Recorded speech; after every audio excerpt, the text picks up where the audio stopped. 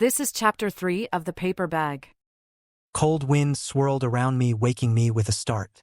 A large man slid into the seat next to me. In his hand was a half-eaten sandwich. My mouth watered. That was when I remembered the cookies Hattie had given me. I fumbled around in my pocket and pulled out the cookies. They were smashed into big chunks because I had sat on them. At this point, my stomach didn't care. I pulled several pieces out and began munching on them as the man pulled the door shut. The driver was busy putting the man's luggage into the trunk.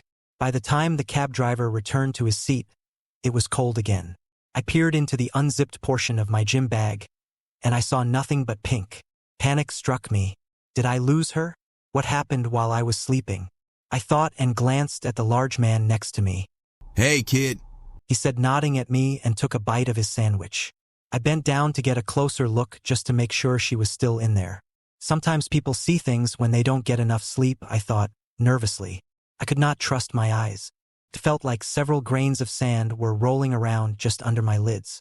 But sleep was not on my agenda for today, even though I had planned to sleep until Bob came to get me. Bob was gone. My stomach hurt at the thought of him. Everyone I know was in danger, even Hattie. I stuck my hand into the bag until it came in contact with something smooth and cold. I breathed a sigh of relief.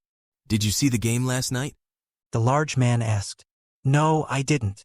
I rested my head on the window again. "It was the best basketball game I've seen in years. It was worth coming all the way from Alabama to see." He continued to talk about the game, but I was too tired to listen.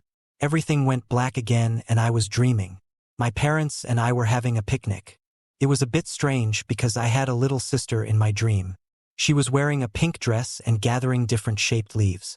When her hands were full, she returned to the blanket and carefully placed them in a neat row along the edge of it. "Come on, Jack," she said, yanking on my arm. "help me collect more leaves." Then she looked up at me with these blue eyes. The same eyes that had looked up at me moments ago when I was trying to change her. This baby in my lap was my sister. I knew it, and the thought startled me awake. "You must be real tired, kid," the large man commented. Though his sandwich was gone, the smell lingered. He was sipping on a bottle of water. "Yeah, I stayed up all night gaming." I sat up straight and looked out the front window to see where we were. "Oh, to be young again." The large man chuckled. My stomach growled loudly. I looked for the cookies. They were sitting between me and the man, and for the moment I forgot about the dream. Those few minutes of sleep had sharpened my senses. I rubbed the back of my head and ate some cookie chunks. My neck was stiff. "Where are we?" I asked. "We are just about to the airport exit." "So what did the Golden State Warriors and the Cleveland Cavaliers do last night? You said it was a good game." That had the large man talking until we reached the airport. He paid the cab fare for both of us and continued to talk to me about it even after we walked into the airport. I helped him with his bags. It was the least I could do. Once his bags were checked, he said, "Hey, kid, I got to run or I'll miss my flight." "Thanks for paying the cab fare. Have a good flight." I yelled and waved as the large man hurried away. From my bag came a loud whine. Okay," I said, trying to quiet her. Glancing about, I spotted a secluded corner near the doors, but we were nowhere near the Delta check counters. Her whine grew louder. I ran for the corner and gently pulled her out. She was clearly upset. "I guess you're tired of being in that bag?" She frowned up at me with tears leaking from her eyes. My heart melted, and I would have turned into a pile of mush right there if I had not been holding her. Then she cried and wiggled about. Her skin started to change color, starting with her head until she was a bright red color. A couple walked by as I sat in a chair and held her to my chest. She was not happy about that.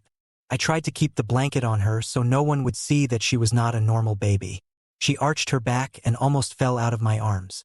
I moved quickly and caught her head in my left hand. "What is wrong with you?" I whispered. My stomach growled again. "Are you as hungry as I am?" I searched in the bag for the formula and pulled it out as she flung her arms about and cried, making a big ruckus. People walking by hurried past. Some women just shook their heads. I heard one of them say, "Kids today." Then another, "He is too young to be a father." Where is the mother of that baby? I quickly read the instructions on the back of the formula container. Added to the list of instructions scrawled in red was the words, 1 scoop of hot sauce. I dropped the formula into the bag and stood, bouncing her gently in my arms. "I'm not surprised you are a hot sauce fiend. I like hot sauce too." and I put it on everything. Maybe my dream really is true.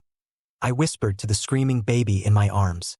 The baby quieted as I walked to the nearest bathroom. No one was in the room, but just to make sure I looked under each stall.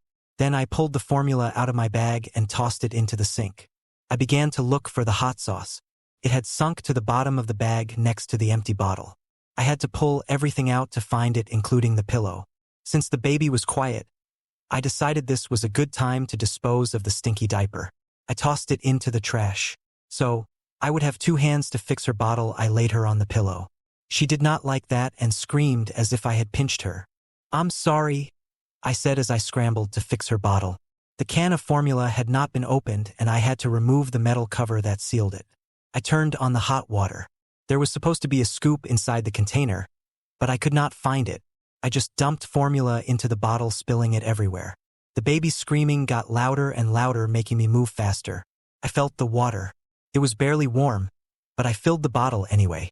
The instructions said to shake it after I added the formula, so I shook it for a few seconds, wishing I had brought my earbuds. That is when I saw the scoop sticking slightly out of the formula in the container. Leaving everything in the sink, I knelt on the floor next to the baby and placed the bottle in her open mouth. She sucked on it once and then screamed even louder. "My ears are going to bleed." I left her on the pillow again. "Okay, you want hot sauce in your bottle."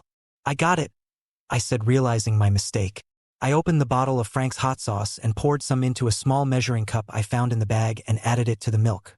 She started to quiet down. I turned to look at her. "Oh, I see how it is. You are going to be the kind of sister who cries until she gets what she wants." She gave me a short, loud scream, as if to say, "You deserve it for forgetting my hot sauce." The milk turned pink. Just to make sure everything was well mixed, I shook it a couple of times as I knelt beside her and scooped her into my arms. She made a face but sucked on the bottle anyway. "It's my first bottle," I apologized. As she drank, her skin returned to its original color again. As she looked up at me with her big pool-like eyes searching mine, I felt nothing but love for her, and it was growing. It was stronger than anything I had felt before, even more intense than my feelings for my parents. Moments like these are always interrupted by something. A man walked into the restroom holding a briefcase in one hand and pulling his luggage with the other. I went into panic mode and began scooping up everything with one hand and stuffed it back into my gym bag. The man looked at me like I was a child molester. "I'm not good at this," I tried to explain. "I'm waiting for my mom's flight to land and my sister wanted a bottle." I gestured to the mess I had made. All my fussing about collecting things had the baby upset again. Mostly because I couldn't keep the bottle in her mouth. I see, the man said and went into a stall. I grabbed my bag even though the zipper wasn't closed, hung the strap like a purse on my arm, and headed out the door. "That was close," I whispered. I headed toward the Delta check-in counter, stopping only once to adjust the baby's blanket. That is when I noticed a security officer was trailing me. "When is this going to end?" I sighed. 50 yards ahead of us was the counter, but I could not see Aunt Cass. My feet moved faster in hopes that I would find Cass before I was arrested. When we reached the counter, I stopped for a moment and looked around. The security guard stopped and talked to one of the men working in the baggage claim area. "Aunt Cass, where are you?" I whispered. The baby was still sucking on the bottle, but she was asleep and quiet. I wanted to put her back into the bag, but I had been seen with her now, and that would draw suspicion that I was doing something wrong. Hoping to find Aunt Cass, I continued walking. The guard still following behind me. He stopped and talked to someone else. My ears pricked, straining to hear what he was saying. Does that look like the kid who was on the news? I heard him ask a man behind a desk. My legs wanted to sprint out of the airport, and I seriously wanted to do what they wanted.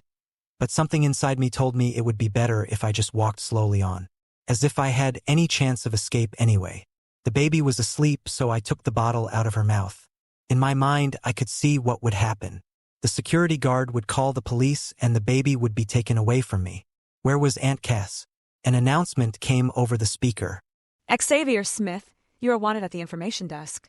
I spun on my heels. Aunt Cass was here and she was using my first name. I preferred to be called Jack.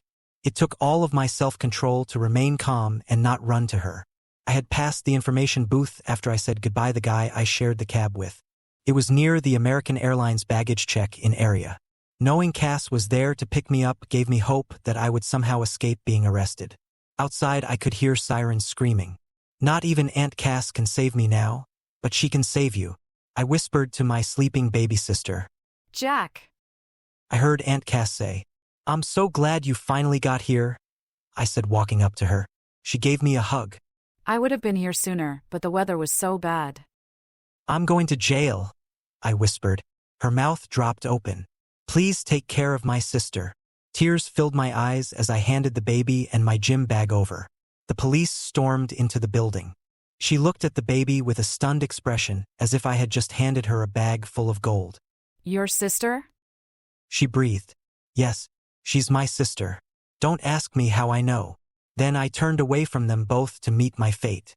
I went to my knees and held my hands out for the first officer to reach me. He slapped handcuffs on me and started to read me my rights. With my head bent down, I watched Cass leave. Relief swept over me, clearing my thoughts as the officer pulled me to my feet.